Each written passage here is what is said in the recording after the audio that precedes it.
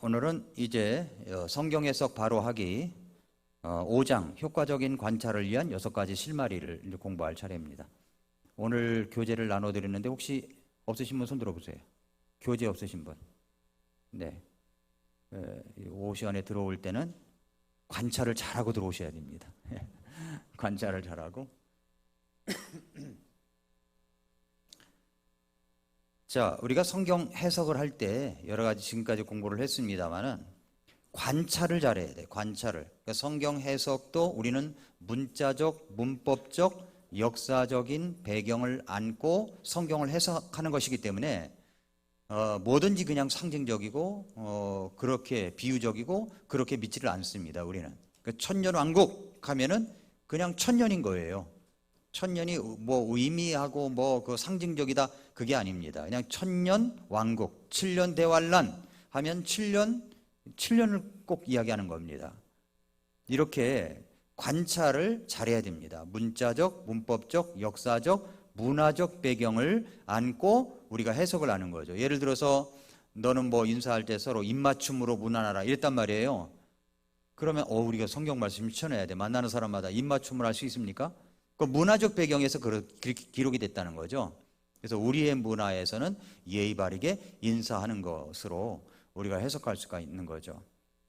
그래서 우리가 효과적인 관찰을 하려면은 6가지 실마리가 있어요. 6가지 실마리. 이 실마리를 잘 찾아서 우리가 성경을 해석해 나가면 여러분이 성경을 보는 재미가 아주 솔솔 나게 되어 있습니다.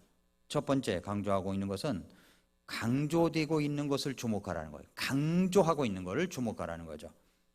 우리가 2020년도와 23년도 사이의 겨울은 코로나와 독감이 대유행되어서 트윈데믹이 될 것이라고 전문가들이 말합니다. 말도 잘 만들어내요. 그죠? 트윈데믹, 팬데믹 뭐 하더니 이제 트윈데믹이라고 말을 합니다.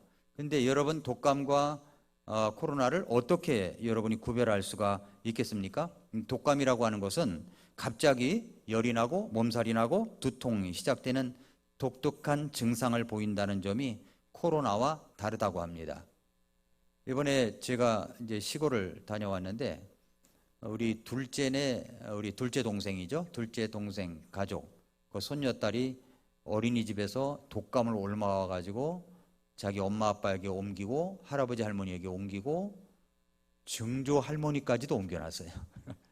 그게 그래서 이제 제가 내려가니까 우리 둘째네 가족이 우리는 추석날 아침에 드리는 예배에 참석을 하기가 어려울 것 같다고 형을 보호하기 위해서 그렇다고 그럼 그러라. 그래서 이제 어머니와 막내 동생 이렇게 우리 집 제 아내하고 같이 이렇게 이제 추석날 아침에 예배를 같이 했습니다. 그리고 이제 저녁에 왔다 갔다 그러더라고요. 우리 어머니 걱정은 내가 혹시 이제 전염이 되지 않았을까 걱정을 하는데 아무런 문제도 없었습니다.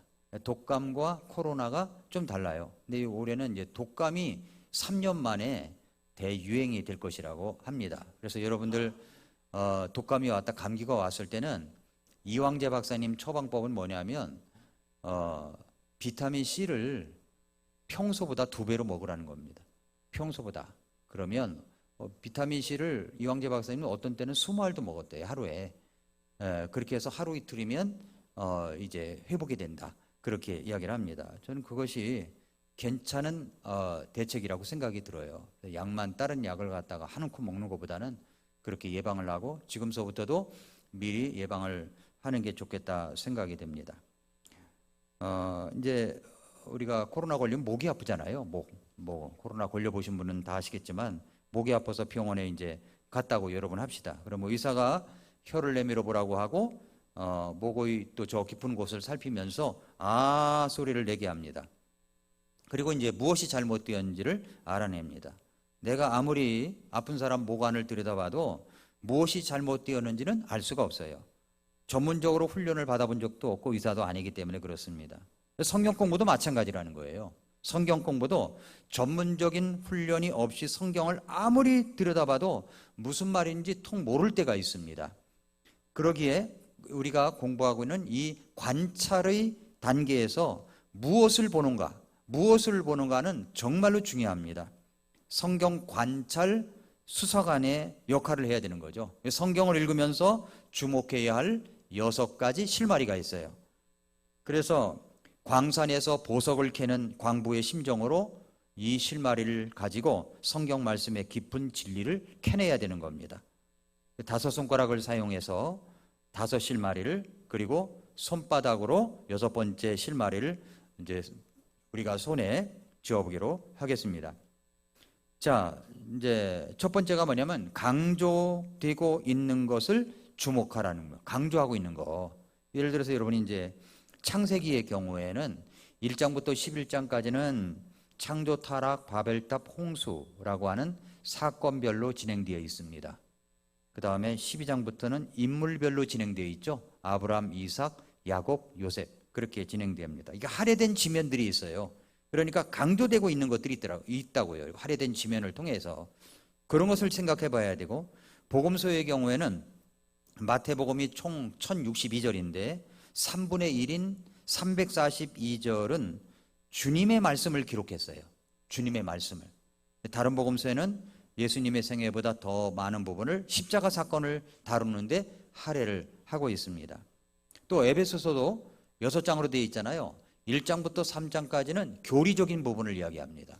4장부터 6장까지는 교리를 바탕으로 한 실천적인 부분을 이야기를 하고 있습니다. 로마서도 똑같아요.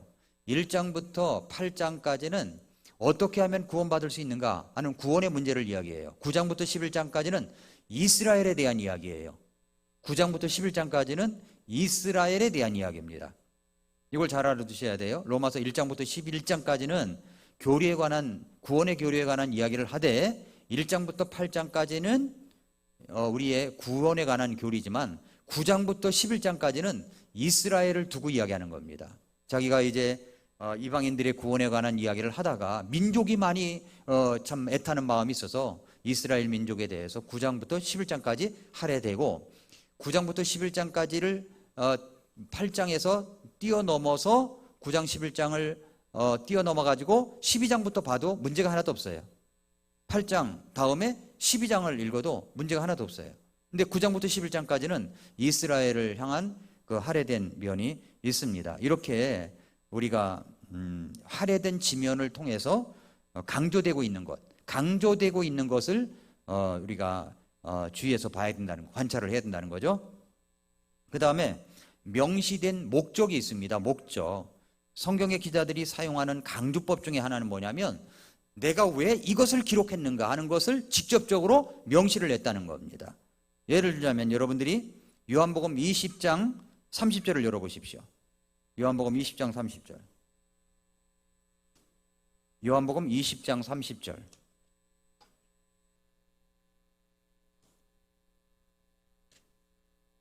네.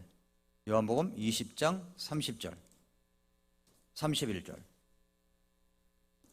30절, 31절을 같이 읽어볼까요? 제가 갖고 있는 성경으로는 215페이지입니다. 30절, 31절 시작. 진실로 예수님께서 자기 제자들 앞에서 이 책에 기록되지 않은 다른 표적들도 많이 행하셨으나 이것들을 내가 기록함은 예수님께서 하나님의 아들 그리스도이심을 너희가 믿게 하려 하며 또 믿고 그분의 이름을 통해 생명을 얻게 하려 함이라 말씀했습니다. 자, 여기 보세요. 이것들을 내가 기록함은, 기록한 목적이 나오죠? 이렇게 직접적으로 명시된 목적이 있다는 겁니다. 명시된 목적이 있어요. 강조되고 있는 것을 주목하라고 그랬죠? 명시된 목적. 20장 30절 31절. 이것들을 내가 기록한 이유가 있어 라고 이야기를 하는 거죠. 이것들을 내가 기록하면 왜 기록하셨다고 그랬습니까? 예수님께서 하나님의 아들 그리스도이심을 너희가 믿게 하기 위해서 이것을 기록했다. 또 믿고 그분의 이름을 통해 생명을 얻게 하려 함이라. 생명을 얻게 하기 위해서 요한복음을 기록했다고 이야기를 하는 겁니다. 이렇게 명시된 목적이 뚜렷하고, 잠언 말씀을 열어볼까요? 잠언 1장. 네, 잠언 1장 2절부터 6절까지. 잠언도 이제 명시된 목적이 이렇게 뚜렷하게 되어 있습니다. 잠언 1장 2절부터 6절. 다윗의 아들 이스라엘 왕 솔로몬의 잠언이라 이러면서 2절부터 6절까지는 명시된 목적을 이야기합니다. 962페이지 성경에. 자, 1장 2절. 이것은 지혜와 훈계를 알게 하고 명철의 말씀들을 파악하게 하며 지혜와 정의와 판단의 공의와 공평의 훈계를 받게 하고 단순한 자들에게 민감함을 주며 젊은 자에게 지식과 분별을 주기 위한 것이니, 이것은 주기 위한 것이니, 그런 말이에요. 뭘 줘요? 그 안의 내용. 5절. 지혜로운 자는 듣고 학식을 더할 것이요 명철한 자는 지혜로운 계략들을 얻어 잠언과 해석과 지혜로운 자들의 말들과 그들의 은밀한 말들을 깨달으리라. 명시된 목적이 분명하죠? 그 잠언서를 우리가 매일 아침 읽으면은요, 이런 목적이 내게 이루어지는 겁니다. 명시된 목적. 또 제가 교재에는 기록이 안 됐지만은 요한일서도 보면은 이것을 이것을 쓴 것은이라는 말이 나와요.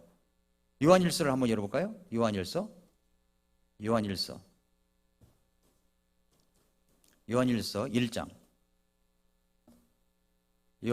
1장 2절, 1장 4절. 요한일서 1장 4절 말씀해 보니까 우리가 이것들을 너희에게 쓰는 것은, 자, 쓴 이유가 나오죠? 우리가 이것들을 너희에게 쓰는 것은 왜 썼어요? 너희의 기쁨이 충만하게 하려 함이라. 하나님의 말씀이 우리에게 쓰여진 이유가 뭐냐면 너희 기쁨이 충만하게 하려 함이라 그런 거예요. 기쁨이 충만하게 썼다는 거죠. 명시된 목적이 분명하죠? 그 다음에 2장 1절 보세요. 요한일서 2장 1절. 내 어린 자녀들아, 내가 이것들을 너희에게 쓰는 것은, 쓴 이유가 나옵니다. 너희가 죄를 짓지 않게 하려 함이라. 만일 누가 죄를 지어도 아버지와 함께 계신 변호자가 우리에게 계시니 곧 의로우신 분 예수 그리스도시니라. 이것을 쓴 이유가 죄 짓지 않게 하기 위해서야. 그런데 만약에 죄를 졌으면 우리에겐 변호자 예수님이 계시단다. 이 말씀을 하고 있는 거죠. 12절. 어린 자녀들아, 내가 너희에게 쓰는 것은 너희 죄들이 그분의 이름으로 용서가 되었기 때문이라. 쓴 이유가 나오죠. 또 14절도 나옵니다. 아버지들아, 내가 너희에게 쓴 것은 너희가 처음부터 계신 그분들을 알았기 때문이라. 쓴 이유가 나오죠. 21절. 내가 너희에게 쓴 것은 너희가 진리를 알지 못하기 때문이 아니라 진리를 알기 때문이요 또 어떤 거짓말도 진리에서 나지 아니하기 때문이라. 쓴 이유가 나오죠. 또 5장 13절을 가보세요. 5장 13절 중요한 말씀이죠. 내가 하나님의 아들의 이름을 믿는 너희에게 이것을 쓴 것은 너희에게 영원한 생명이 있음을 너희가 알게 하고 또 하나님의 아들의 이름을 너희가 믿게 하려 함이라. 쓴 이유가 나오는 겁니다. 이렇게. 그래서 명시된 목적이라는 걸 우리가 할애된, 강조되고 있는 것을 조목하라 할 때 명시된 목적이 있다는 겁니다. 그 다음에 순서는 뭐냐면 강조하려는 것을 특별한 의지에 놨다는 겁니다. 강조하고 싶은 것을. 그래서 예를 들면 일에 대한 이야기가 나오죠. 우리가 뭐 죄를 져서 일을 해가지고 땀 흘리고 이건 완전히 고생이구나, 죄 졌기 때문에 일이 온 거야, 이게 아닙니다. 아담은 죄 짓기 전에도 일을 했어요. 일을 했습니다. 일에 대한 성경적 정의는 뭐냐면 다스리며 지키게 하셨다는 겁니다. 범죄한 후 추방과 저주가 내려졌다. 그래도 일은 했어야 되는 거예요. 그래서 일에 대한 성경적 정의를 찾아볼 수가 있고, 예수님의 침례와 시험, 누가복음 3장에는 예수님의 침례, 4장에는 시험을 받으신, 침례받고 시험을 받으신 이야기가 나와요. 내가 구원받고 침례까지 받았습니다. 그러면 내가 신앙생활이 정말 충만하고 막 이제 한참 오르내리는데 갑자기 시험거리가 딱 올 수 있어요. 예수님도 시험 받으셨거든요. 시험거리가 올 수 있어요. 어떤 좋은 일이 일어나요. 막 정말 내 신앙이 뜨거운 것 같고 뭔가 일이 잘 되는 것 같고 막 갖고 그렇게 하다가 시험이 털컥 올 수 있습니다. 근데 그걸 잘 말씀으로 이겨내면 더 위대한 승리가 기다리고 있다는 겁니다. 예수님이 제자들을 부르실 때 누가복음 6장 13절부터 16절에 보면은 이렇게 그 팀을 이뤄서 부르신 걸 볼 수가 있죠. 팀을 이뤄서 맨 처음에 시몬 베드로와 안드레를 부르셨어요. 그 다음에 야고보 요한을 부르셨습니다. 빌립과 바돌레메, 마테와 도마, 알페오의 아들 야고보와 열심당원 시몬, 야고보의 아들 유다, 가룟 유다. 순서가 이렇습니다. 순서. 이건 뭘 의미할까? 그러니까 인물, 사건, 생각 등등을 특별히 강조하기 위하여 이것을 기록한 기자가 강조하고 싶은 것들을 이곳저곳에 뒀다는 겁니다. 배열된 순서를 주의 깊게 관찰하면 통찰력이 생기고 깊은 깨달음을 얻게 되는 겁니다.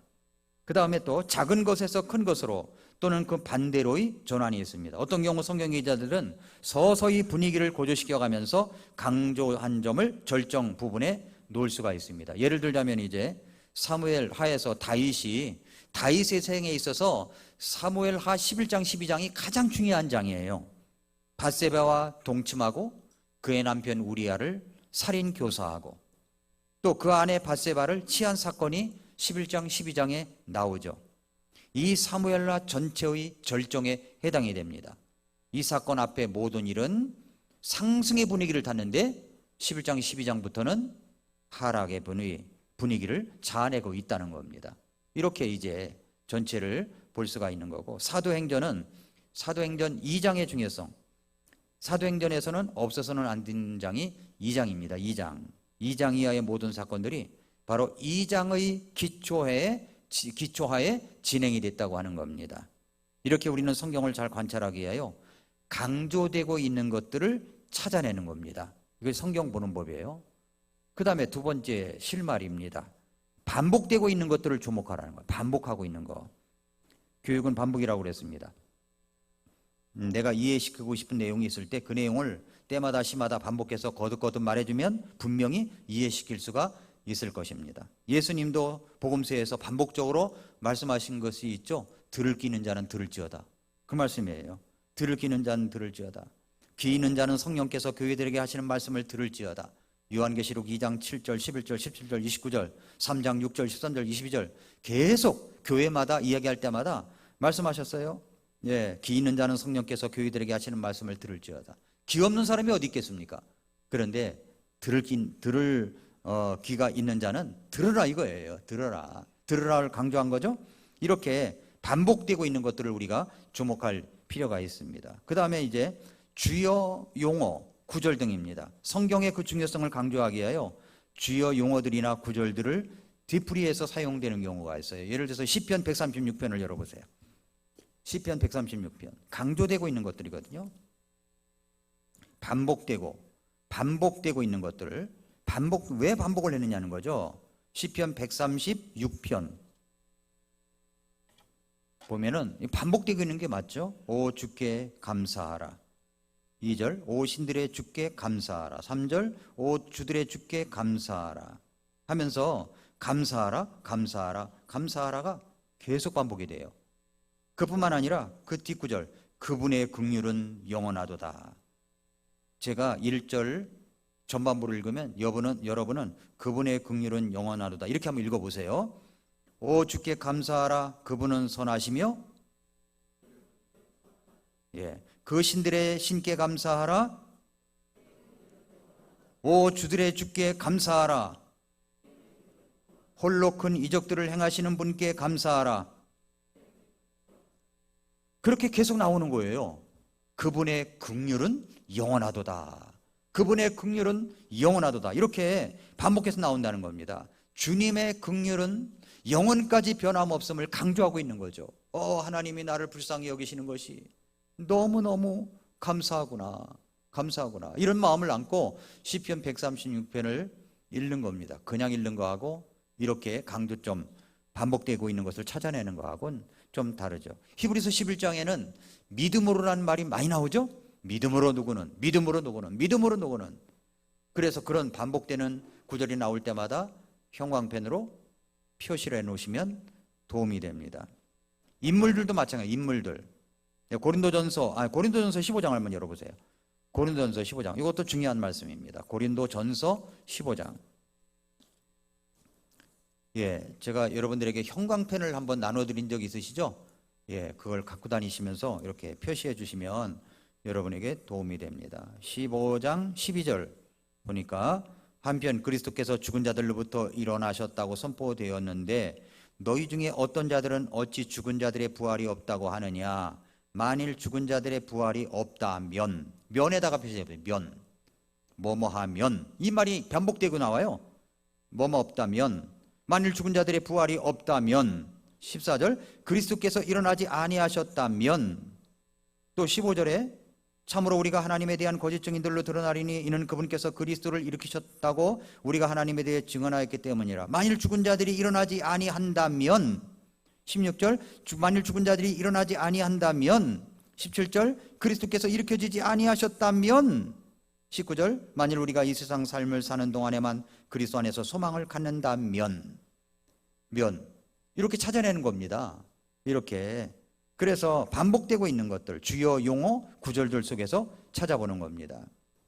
그 다음에 인물들이 나와요. 인물들, 특정 인물이 반복되어 나옵니다. 예를 들어서 바나바 나와요. 다른 사람을 위로해 주는 사람이란 말이죠. 바나바, 위로해 주는 사람.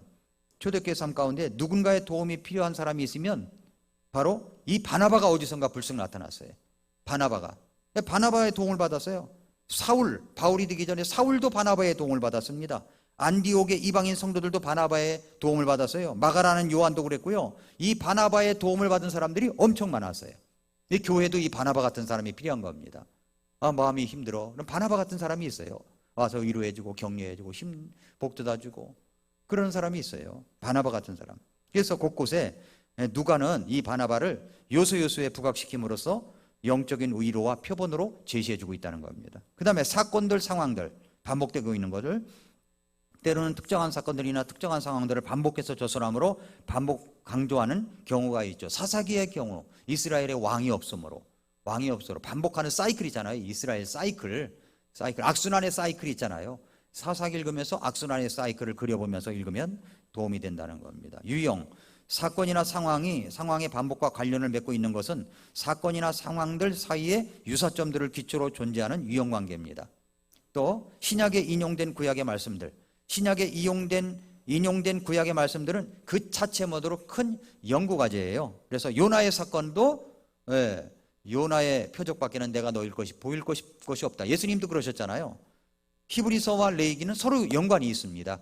이렇게 우리가 반복되고 있는 것들을 주목할 필요가 있습니다. 자, 세 번째입니다. 세 번째는 서로 연관된 것들을 주목하는, 연관된 것들을. 서로 연관되었다는 것은 서로 간에 어떤 특별한 관계에 놓여 있거나 또는 특별히 무엇인가를 주고받는 식의 관계에 놓여 있는 경우를 두고 하는 겁니다. 예를 들어서 일반적인 것에서 구체적인 것으로, 이것은 전체와 한 부분, 한 범주와 그 범주에 속한 개체들, 전체의 그 그림과 세부적인 묘사의 관계를 말하는 겁니다. 예를 들어서 이제 마태복음 6장입니다. 마태복음 6장을 한번 열어보세요. 마태복음 6장. 마태복음 6장. 마태복음 6장 1절. 너희는 사람들에게 보이기에 그들 앞에서 구제하지 않도록 주의하라. 그렇지 아니면 너희가 하늘에 계신 너희 아버지께 아무 보상도 받지 못하느니라 라고 했죠. 일반적인 원리에 근거한 세 가지 구체적인 신뢰를 들어주십니다. 그러면서 뭐라고 그러냐면은 2절부터 4절까지는 그러므로 너는 구제할 때에, 그 다음에 5절은 또 너는 기도할 때에, 또 넘어가서 16절에 보면은 또한 너희는 금식할 때에, 이렇게 나오는 거예요. 그러니까 구제에 관하여, 기도에 관하여, 금식에 관하여 이렇게 일반적인 원리를 이야기하고 신뢰를 세 가지 딱 드는 겁니다. 이런 경우 서로 연관된 것들에 주목하라는 겁니다. 창세기 1장 1절도 마찬가지예요. 처음에 하나님께서 하늘과 땅을 창조하시니라 그랬단 말입니다. 만일 여기서 기록이 끝났다면 천지 창조가 어떻게 이루어졌는지에 관해 상세한 기록을 우리가 찾아볼 수가 없을 겁니다. 그러나 나머지 부분에서 상세한 보도를 해주고 있습니다. 첫째 날부터 여섯째 날까지 상세하게 기록하고 있죠. 그 다음에 또 연관된 것들에 주목하라고 하는데 질문해주고 답을 해주는 게 있어요. 질문하고 답하고. 이것은 의사전달에 있어서 질문은 아주 강력한 수단 중에 하나입니다. 로마서가 그 대표적인 예라고 할 수가 있어요. 로마서 6장 1절을 보면은 그런즉 우리가 무슨 말을 하리요? 무슨 말을 하리요? 은혜가 넘치게 하려고 우리가 죄 가운데 거하겠느냐? 그랬어요. 은혜가 넘치도록 은혜 받기 위해서 나 죄 졌어. 이게 말이 되느냐는 거죠. 그리고 나서는 결코 그럴 수 없느니라. 질문하고 답하고 그러면서 이제 이야기하고 있는 겁니다. 6장 15절에서는 수사학적인 질문을 던지죠. 그런즉 어찌하리요? 우리가 율법 아래 있지 아니하고 은혜 아래 있으므로 죄를 지으리요? 대답이 뭐예요? 그럴 수 없느니라. 대답하죠. 질문하고 답하고. 또 욥기 38장 3절에 보니까 이제 남자답게 허리를 동이고 내가 네게 물을 터이니 너는 내게 답할지니라. 하나님께서 두 장에 걸쳐서 폭포수와 같은 질문을 욥에게 쏟아 부으셨습니다. 욥기 40장 3절부터 5절에 보면 잠시 욥이 얘기를 하고는 이내 하나님의 질문이 막 솟게 됩니다. 막 질문이 막 쏟아지는 거예요. 그 질문들은 그 자체 속에 답을 갖고 있는 질문들이었어요. 이런 것들. 마태복음 6장 27절에 뭐라고 그러냐면은 너희 중에 누가 염려함으로 자기 키에 1큐빗을 더할 수 있겠느냐? 없다는 거죠. 마가복음 4장 40절에 그분께서 그들에게 이르시되 너희가 어찌하여 이렇게 두려워하느냐? 어찌 너희가 믿음이 없느냐? 믿음이 없느냐?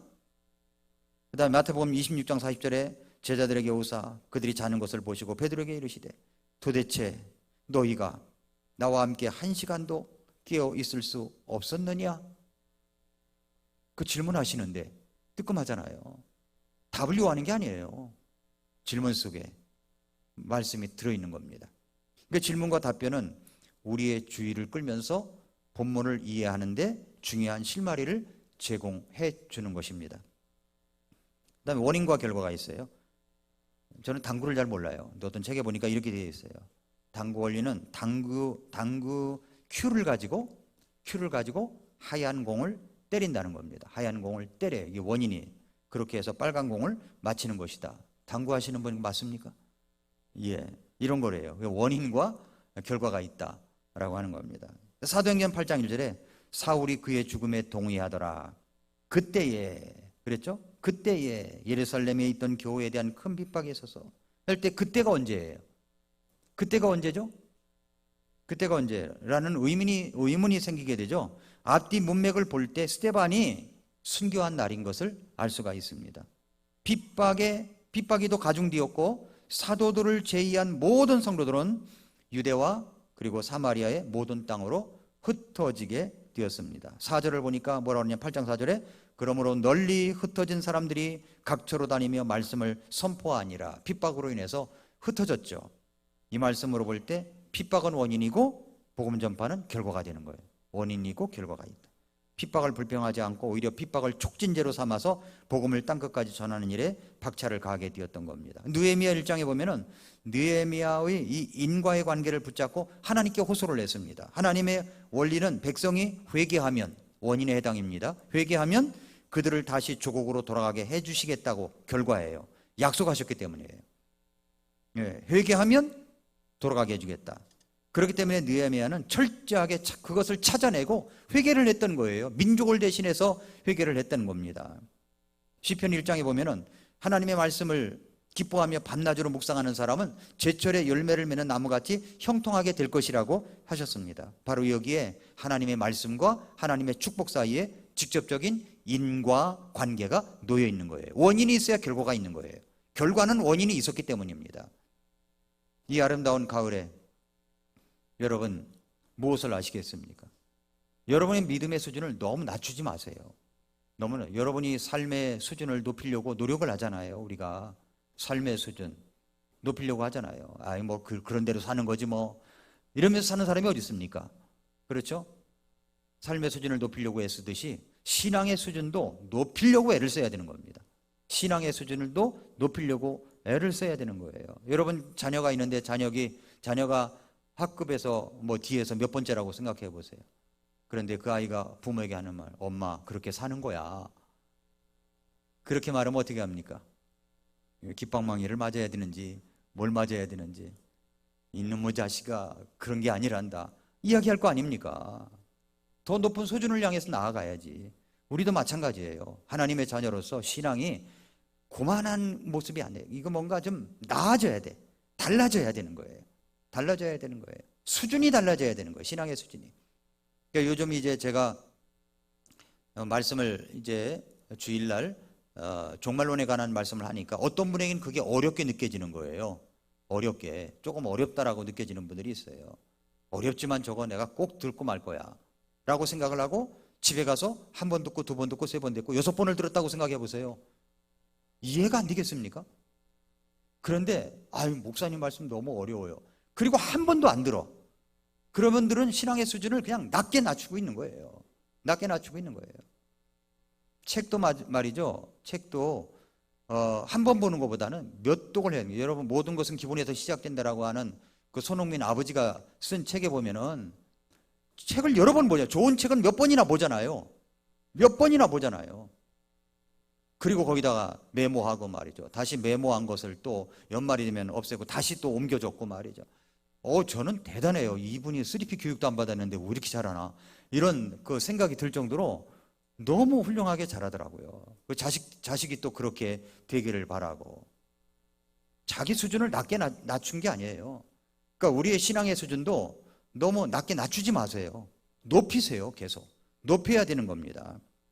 그래서 원인이 있으면 결과가 있게 되는 겁니다. 이 아름다운 가을에 여러분, 신앙에 일독도 하지 못한 채, 아이고 작년에도 못했는데 올해도 못하겠구나, 이대로 사는 거지 뭐, 이렇게 하지 말라는 겁니다. 아니, 자식이 그렇게 말하면 와가지고서 막 뭐라고 하면서 자기 수준을 그렇게 한없이 낮추어 갑니까? 그게 아니죠. 탈출해야 되는 거예요. 그곳에서 탈출해야 돼요. 우리도 삶의 원리도 마찬가지입니다. 뭐 이런 책을 소개해서 좀 뭐합니다만, 제가 몇 주 전에 역행자라는 책을 읽었어요. 역행자라는 책에 보니까 이분이 완전히 21살까지는 찌질이었더라고요. 완전히. 그 내 말, 제가 지어낸 말이에요. 아주 형편없는 애였어요. 형편없는 애였어요. 그런데 이렇게 살 수 없다라고 생각을 했나 보죠. 자기가 어떤 곳에 알바를 갔는데 알바도 취직이 잘 못했어요. 그런데 이제 자기 사촌 누나인가 누가 이제 그 도서관에 가서 한번, 안산 도서관이 개관이 됐으니까 한번 구경이나 가서 이렇게 책을 보면서 책을 하나 골랐답니다. 내가 뭘 해야 될까? 그래가지고 소통에 관한 책을, 의사소통에 관한 책을 하나 딱 뽑았다는 거예요. 그리고서 그대로 했다는 겁니다. 그 알바생들에게 모이는 데 가서 그대로 했다는 거예요. 들어주고 반응해주고, 들어주고 반응해주고. 그랬더니 사람들이 자기한테 와서 이렇게 이야기를 붙이더라는 거예요. 이야기를 붙이더라는 거예요. 그래서 그것을 이제 계속 그런 책을 갖다 더 많이 읽었답니다. 더 많이 읽고. 그러니까 아주 소통의 달인이 된 거죠. 나중에는 이제 컨설팅도 해주고, 어떤 분이 컨설팅해서 돈 버는 방법, 뭐 하는 방법을 알려주니까 너무 고맙다고 한 달에 3천만 원 벌이가 됐다고, 800만 원을 매달 입금해주고, 뭐 이런 일을 하면서 매달 가만히 있어도 1억이 들어오고, 이제 31살밖에 안 됐는데 그런 얘기가 써 있더라고요. 그게 참, 그분이 그렇게 살 수 없다고 생각한 거예요. 그렇게 살 수 없다고. 그러면서 자기 수준을 높여간 겁니다. 그 세상적인 그런 어떤 방법으로 이제 부유한 삶을 산다고 한다면, 여러분, 우리가 그리스도인으로서 신앙의 수준이 맨날 애기 젖병 빨듯이 그렇게 살아가면 되겠습니까? 그렇게 안 되는 거죠. 그래서 말씀을 가까이 해야 되는 겁니다. 말씀을 공부하는 법을 알고 파고들고 생각하고 질문하고 이런 것이 필요하다는 겁니다. 말씀을 즐거워하며 묵상해 가면서 강조된 것들, 반복된 것들, 서로 연관된 것들을 주목해서 말씀을 관찰하는 실력을 쌓아가야 됩니다. 네 번째, 서로 비슷한 것들을 주목하라는 겁니다. 성경에는 직유가 있어요. 뭐뭐처럼, 뭐뭐같이 직유가 있어요. 둘 사이에 유사한 점을 가지고 비교하는 거죠. 시편 42편 1절에 오 하나님이여 사슴이 물 시내를 찾기에 갈급함같이 그랬어요. 갈급함같이 내 혼이 주를 찾기에 갈급하나이다. 정말 이 갈급이라는 거예요. 갈급함같이라고 그랬잖아요. 베드로전서 2장 2절에 새로 태어난 아기들로서 말씀의 순수한 젖을 사모하라. 이는 너희가 그 젖으로 말미암아 성장하게 하라 말이야. 새로 태어난 아기들 같이 우리가 말씀의 순수한 젖을 사모해야 되겠죠. 또 은유법이 있어요. 은유는 직위와 밀접한 관계를 지니고 있는데 뭐뭐처럼 뭐뭐같이와 같은 표현을 사용하지 않은 비교법입니다. 요한복음 15장 1절에서 그랬죠. 나는 참 포도나무요 내 아버지는 농부시니. 내 아버지는 나는 참 포도나무요 내 아버지는 농부시니. 문자적인 의미에서가 아니라 비유적인 의미에서 그렇다는 것을 알 수가 있습니다. 요한복음 3장에서 니고데모와 대화하시면서 예수님께서 상당히 확장된 은유를 사용하십니다. 다시 태어나야 된다고 그랬죠. 다시 태어나야 된다. 3절, 5절, 7절 이야기했습니다. 예수님은 비유적으로 설명하신 거예요. 예수님께서 진실로 진실로 내가 네게 이르노니 사람이 다시 태어나지 아니하면 하나님의 왕국을 볼 수 없느니라. 니고데모가 이걸 이해를 못해가 쩔쩔맨 거예요.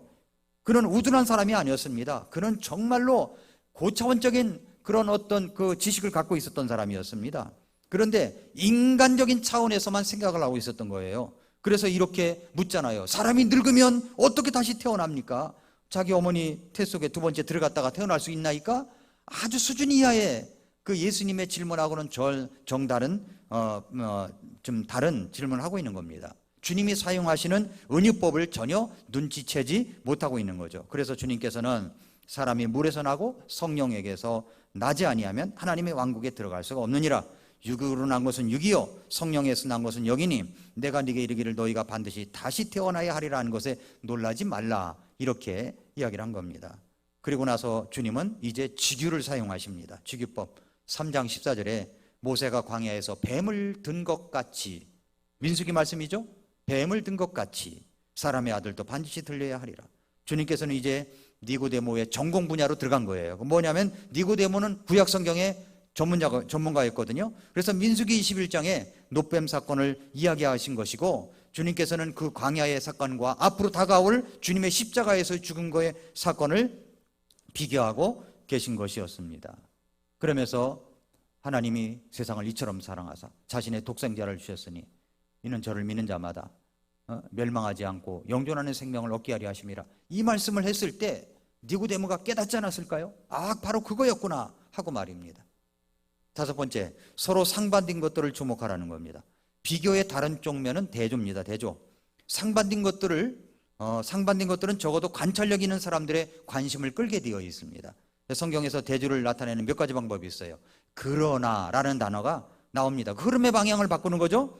산상소훈에서 주님께서 반복해서 말씀하신 내용이었어요. 아주 재밌는 거예요. 마태복음 5장 21절을 한번 열어보세요. 마태복음 5장 21절.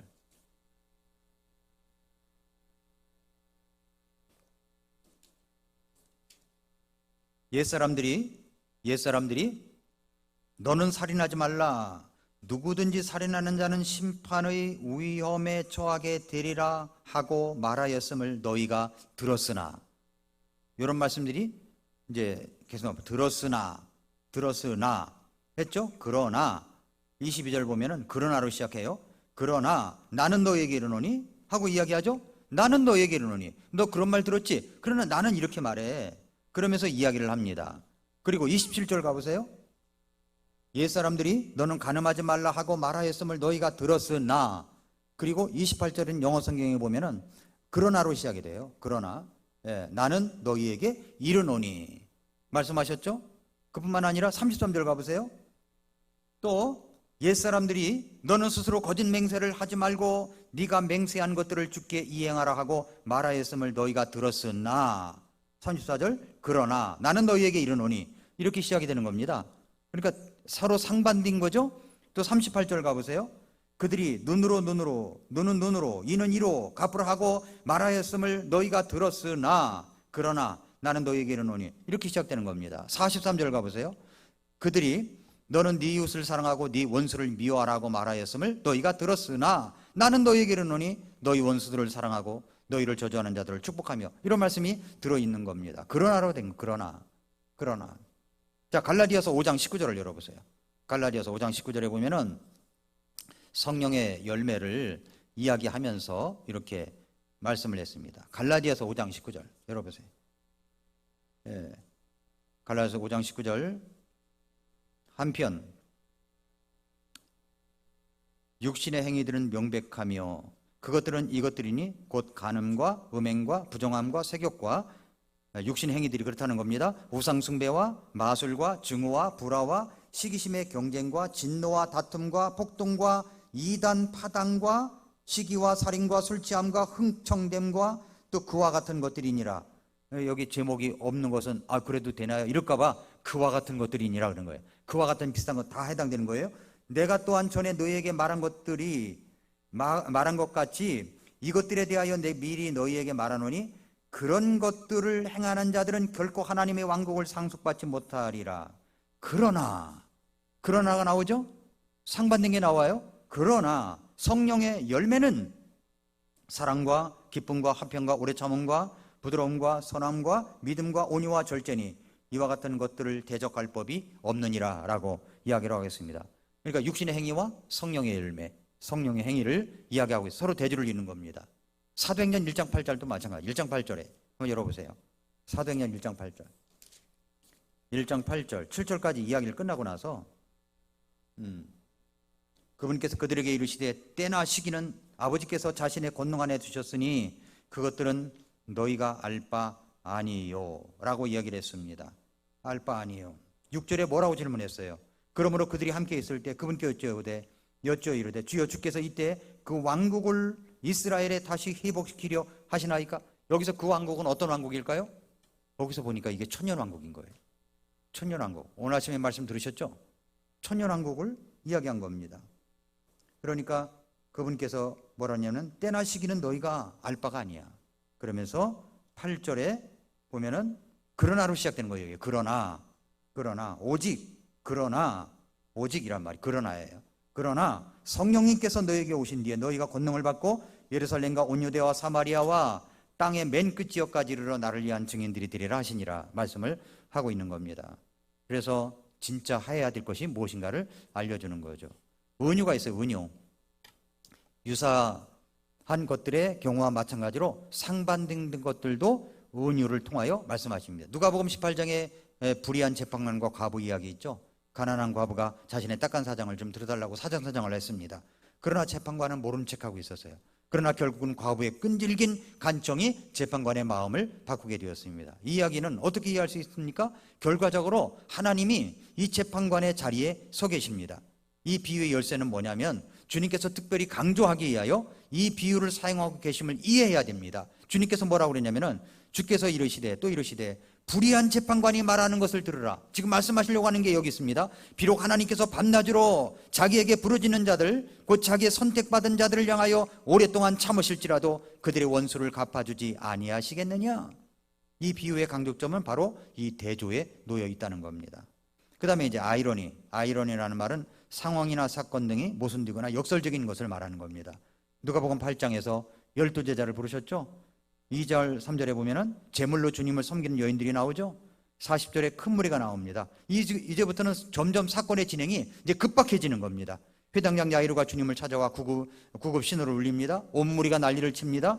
정말 어린 한 소녀의 생사의 문제가 걸려있는 순간입니다. 이때 또 12회를 흘러쭉 나는 여인이 등장합니다. 군중 속에서 예수님 옷자락이라도 만지면 낫겠다는 믿음으로 만졌습니다. 고침을 받았어요. 주님께서 멈추셨습니다. 무리도 멈췄습니다. 내게 손을 댄 자를 찾으시는 주님입니다. 주님은 믿음의 손길을 느꼈습니다. 이 여인은 더 이상 속일 수가 없으니까 자신의 간증을 고합니다. 많은 무리 가운데 하나가 있을까 말까한 간증과 복된 내용입니다. 그러니까 유사한 것들과 상반되는 것들은 우리의 시선을 끌면서 비교와 대조를 시사해 주는 겁니다. 이렇게 5가지.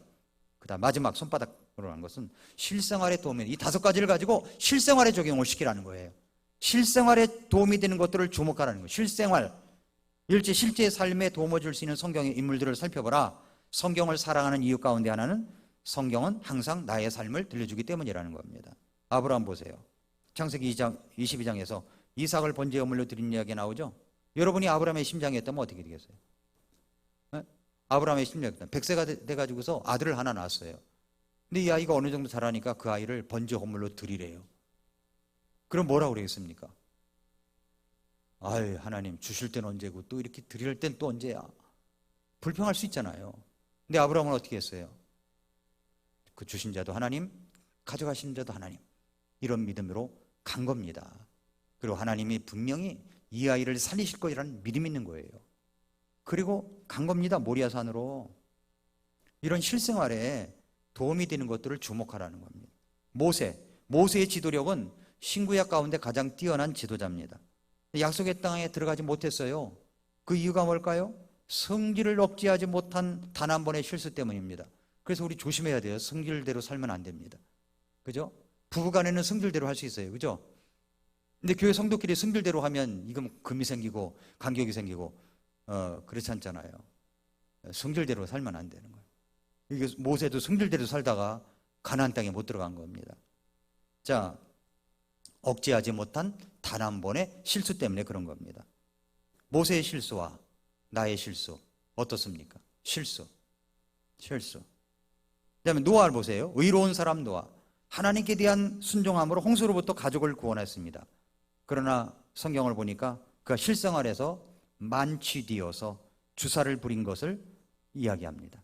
그렇죠? 노아의 실수한 모습을 통해서 우리가 깨달아야 할 것은 무엇입니까? 구원받고 나서 술 마시지 말라는 거예요. 그런 걸까요? 또 여러 가지가 있겠죠.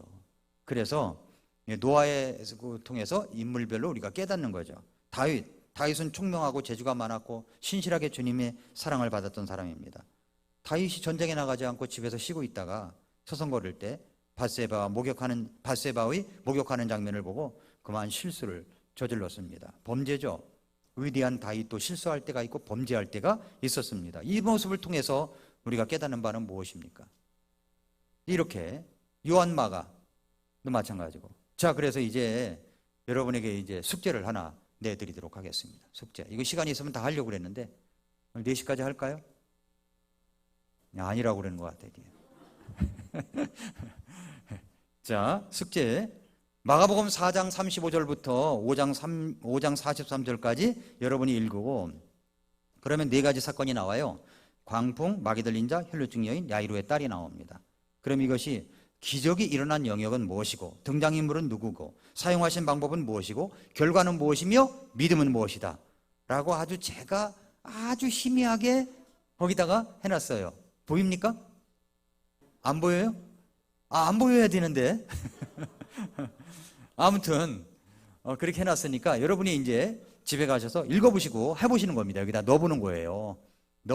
그러면 여러분이 이제 도움이 될 거예요. 아, 성경을 이렇게 봐야 되는 거구나 라는 것을 이제 여러분이 알게 될 겁니다. 차트를 만들어 보는 거예요. 도움이 되셨습니까? 네, 이렇게 우리가 성경을 관찰해 나가면 성경을 보는 눈이 확 달라집니다. 그렇게 해서 성경을 알아가는 우리 성도님들, 여러분들 되시길 바랍니다.